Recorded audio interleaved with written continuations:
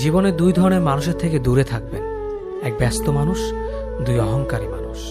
কারণ ব্যস্ত মানুষেরা নিজের ইচ্ছে ছাড়া কথা বলে না, আর অহংকারী মানুষেরা নিজের স্বার্থ ছাড়া পাশে থাকে না। কিছু কিছু সম্পর্ক শেষ হয়েও হয় না। একজন হয়তো অনেক বদলে যায়, কিন্তু অন্যজন সে সম্পর্কের বোঝাটা বয়ে বেড়ায় সারা জীবন। যে তোমাকে ভালোবাসে তাকে কখনো ঘৃণা করবে না, যে তোমাকে বিশ্বাস করে তাকে কোনোদিনও ধোঁকা দিও না। সব সহ্য করা যায়, কিন্তু প্রিয় মানুষের অবহেলা সহ্য করা যায় না। একতরফা ভালোবাসাগুলো এমনই হয়, একজন পাগলের মতো ভালোবেসে যায়, আর একজন পাগল ভেবে শুধু অবহেলা করে যায়। অনুভূতি, ভালোবাসা, মায়া এগুলো যত কম প্রকাশ করবেন, মানুষ আঘাত করার সুযোগ তত কম পাবে। কোনো অভিযোগ নেই, আর কখনো থাকবেও না। আছে শুধু অভিমান, যা কখনো বলবো না। সময়ের সাথে যদি কোনো সম্পর্ক নষ্ট হয়ে যায়, তাহলে বুঝে নিও সে সম্পর্কে ভালোবাসা নয়, প্রয়োজন ছিল। সম্পর্ক কখনো তৃতীয় ব্যক্তির জন্য ভাঙে না। সম্পর্ক ভাঙে তার জন্য যে তৃতীয় ব্যক্তিকে প্রশ্রয় দিয়েছে।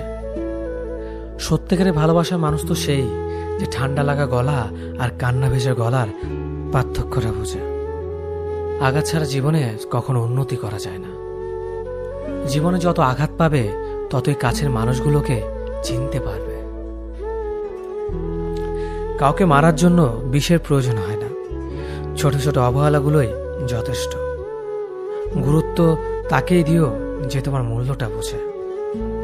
ঠাট্টা ছলে যে তোমাকে মানুষের সামনে অপমান করে, তাকে বন্ধু মানিও না। প্রিয় মানুষের সাথে কথা না বলে থাকাটা সত্যিই খুব কষ্টের। ধৈর্য মানুষকে উন্নত করে, রাগ মানুষকে ধ্বংস করে।